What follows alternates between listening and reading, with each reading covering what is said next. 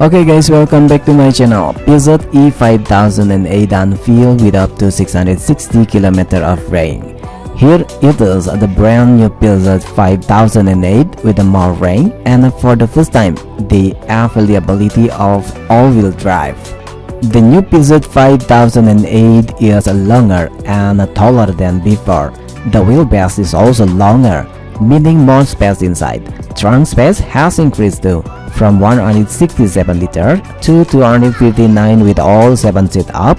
Without the third row up, trunk space is 748 liters, down from 952.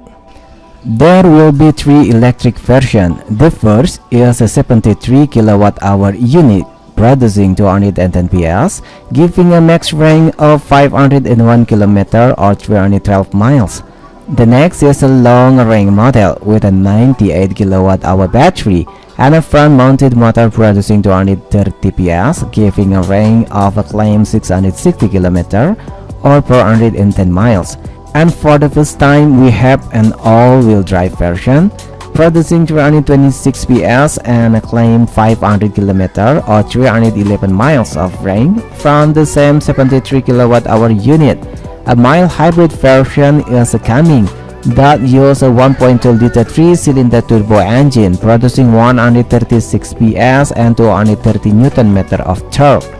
Inside the upfront is pretty much familiar to the new PEUGEOT E-5008 with a 21-inch display and some shortcut button.